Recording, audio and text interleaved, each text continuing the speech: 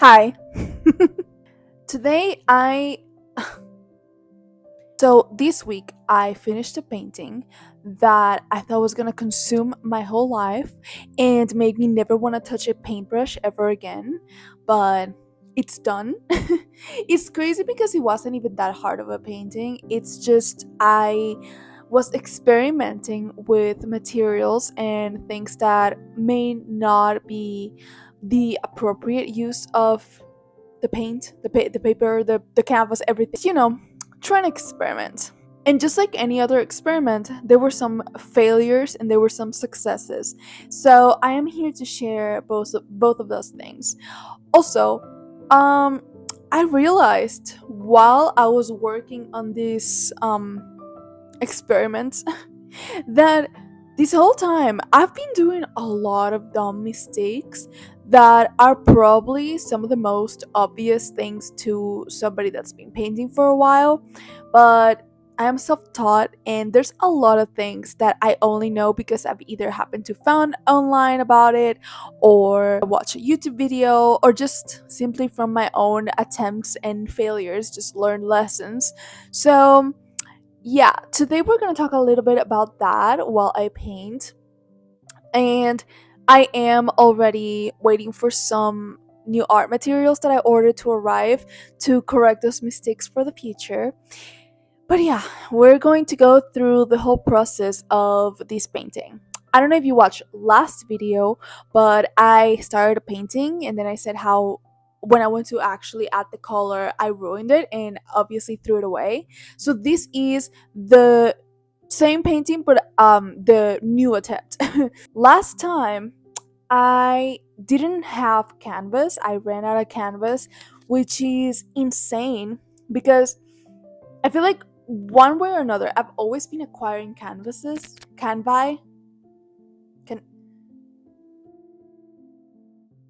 many of them, and I never really had a need to buy them. Kind of like sketchbooks, if you're an artist, you know what I mean.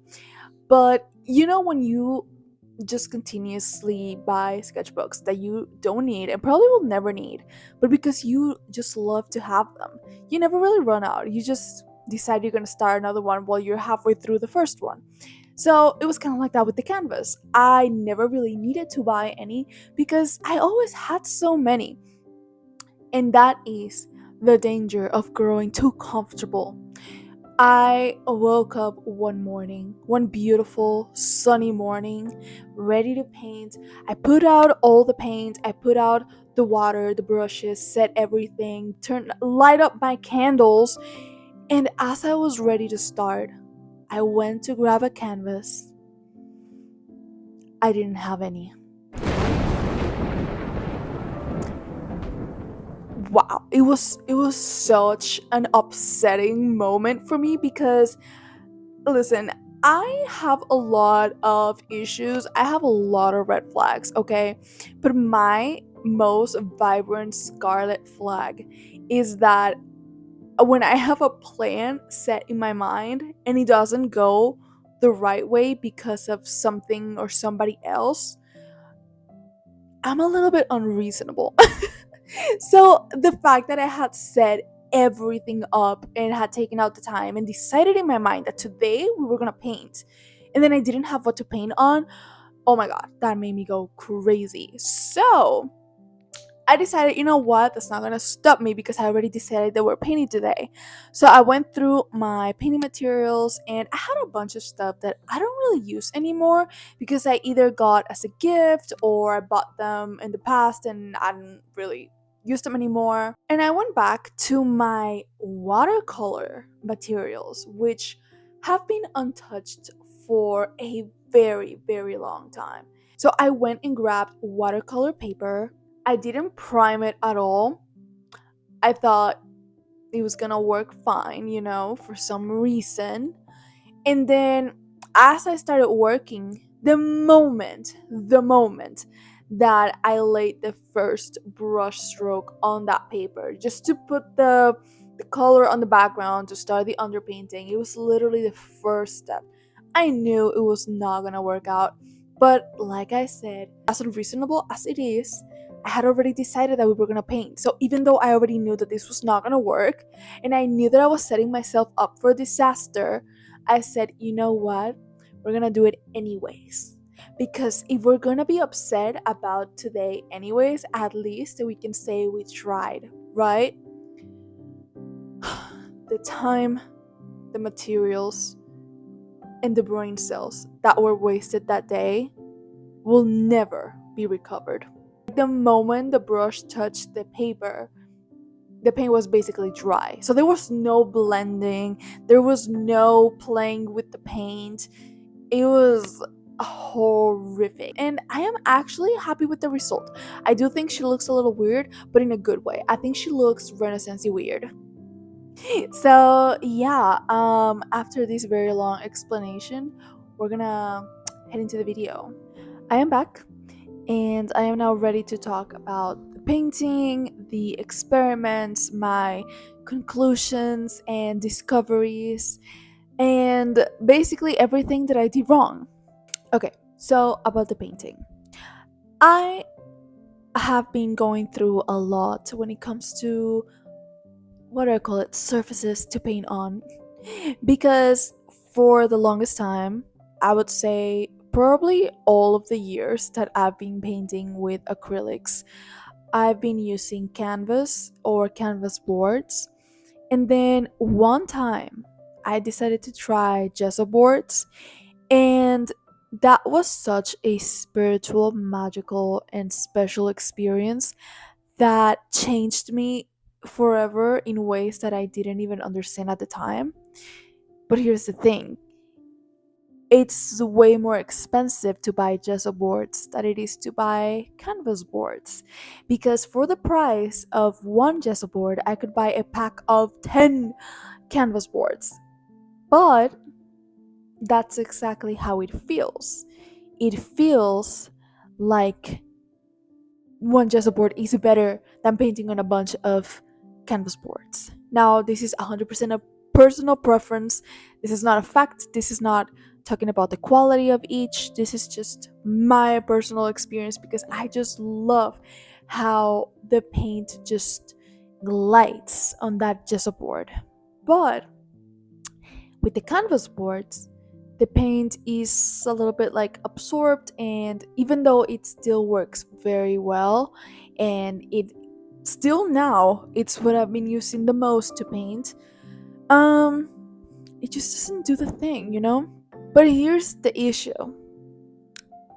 I've been dumb because, like I mentioned, there's a lot of things that I do not know yet. See, my purpose with my videos is not to teach, is not to pass down my knowledge, it's to show you my journey as I'm learning. And sometimes there could be something that you can learn from something I've learned through somebody else, or just simply watch me make mistakes and then hopefully later realize that and see me evolve.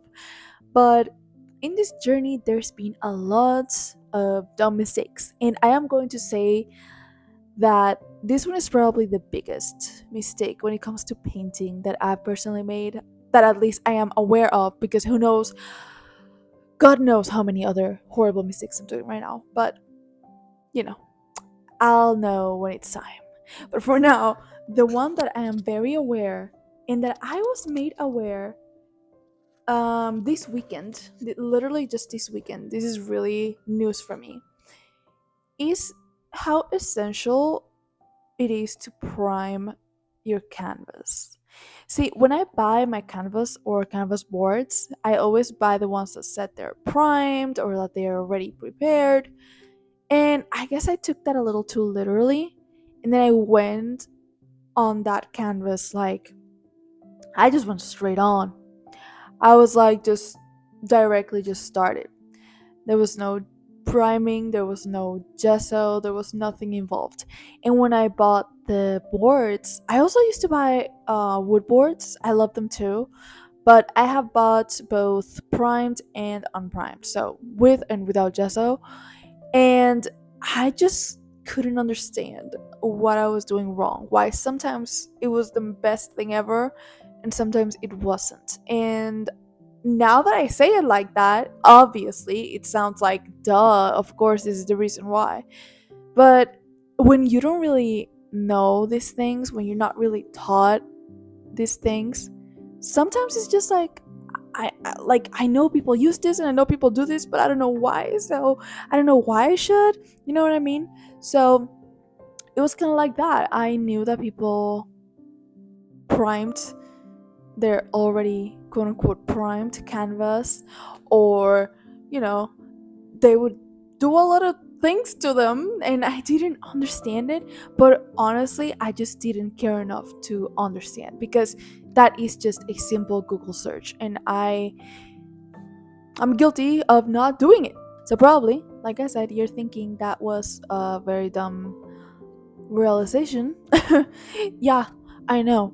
So this weekend, I went ahead and ordered the things I'm missing. Tomorrow they should be arriving, and I decided to give canvas boards one more chance before I switch sides to the gesso boards and just wood panels, because I cannot anymore with the texture of the canvas panels and the lack of smoothness. I am suffering. I don't know what to do. All I want to say is that do your research.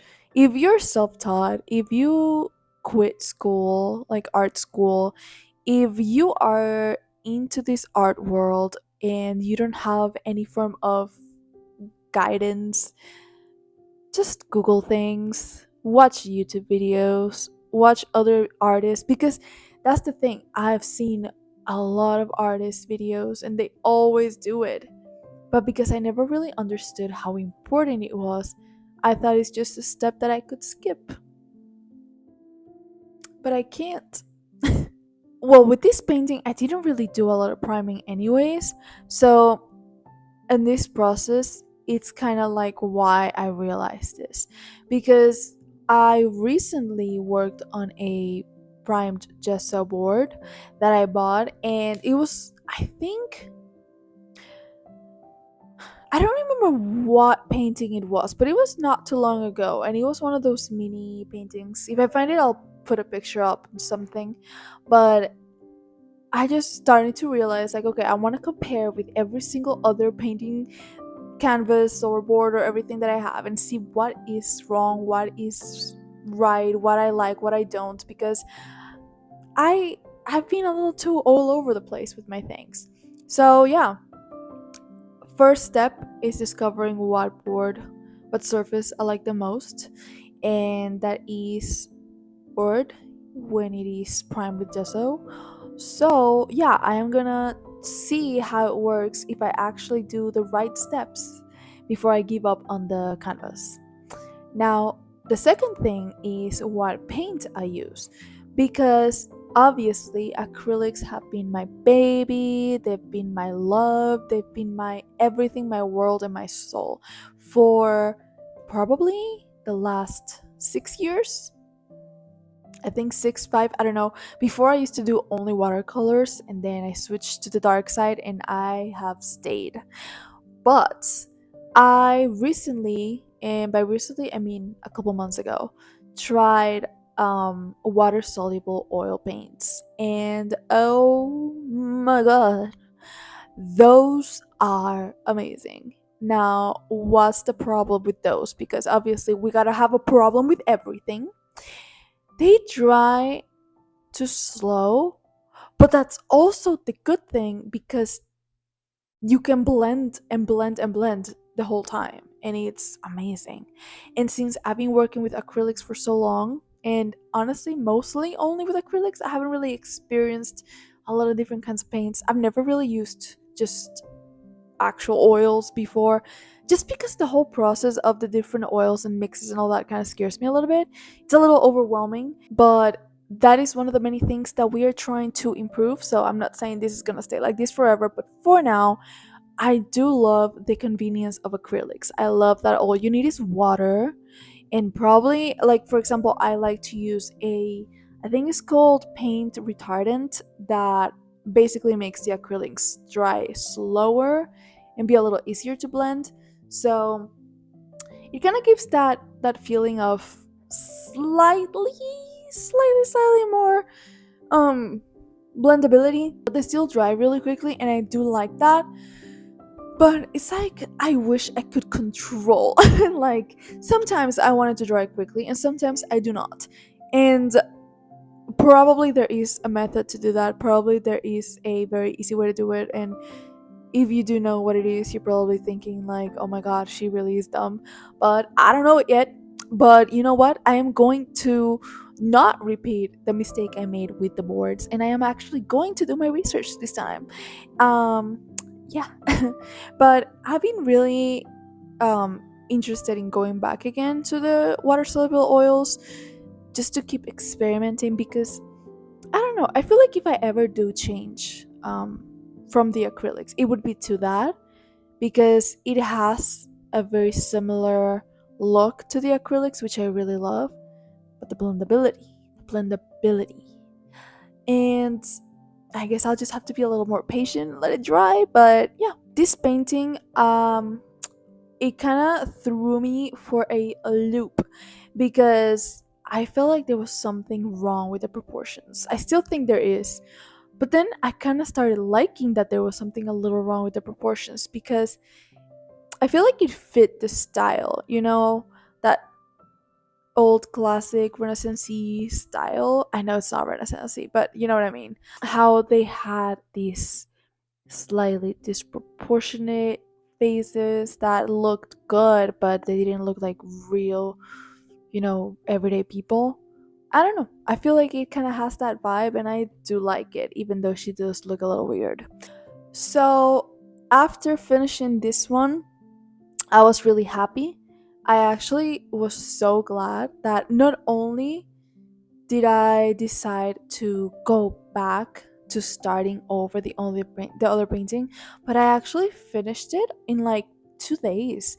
I worked very diligently, because usually I would say this one is elaborate, but I put a lot of detail into it, or a lot of effort into it, and those usually take me a little longer, just because I get distracted, or when it takes a lot of effort and attention to detail, I need a lot of more breaks in between, because it like exhausts my very all over the place mind.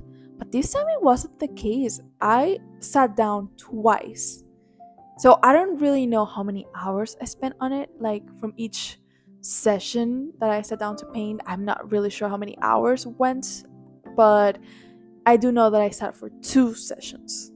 One on Friday, I think. Okay, I might be getting the days off, but one day I sat down and did the whole shape and the base colors, and then the second day I did all the last layers of lighting and shadows and definition, and here we are. So yeah, um I guess it was just today I wanted to comment a little bit on that, on my latest um situation with my painting, and just how important it is to just always look up stuff and do your research, and that if you do make the mistake, if you do something that after you realize what you did, it's like, oh my god, that was so dumb, it's okay. You can always restart the painting. You can always just get a new canvas. You can always just change the subject. You can always try a new media. Doesn't matter. There's always another day, another opportunity to try again, and a lot of places where you can learn. You don't need to go to an art school to learn. I didn't go to one, and I am not planning to go to one, but I do recommend looking up little courses online, um, video tutorials, Skillshare, Patreon, artists. There's a lot of places where you can find help online, and that I do think it's very, very good, because you're not necessarily being graded by a teacher that wants you to do something based on their standards and everything else that goes with school. It's more about just straight up learning technique and learning it at your pace, at your way, making as many mistakes as you need to do without the fear of failure or the fear of being judged or graded. So, yeah, I guess that's just my advice for the day. I hope you enjoyed. I hope you um, liked watching the process. I personally really like watching um, the process behind paintings. So that's why I really like to share it as well. And I hope that you enjoyed and that you have an amazing day. And I will be back next video in a more vlog vibe style. So yeah, bye.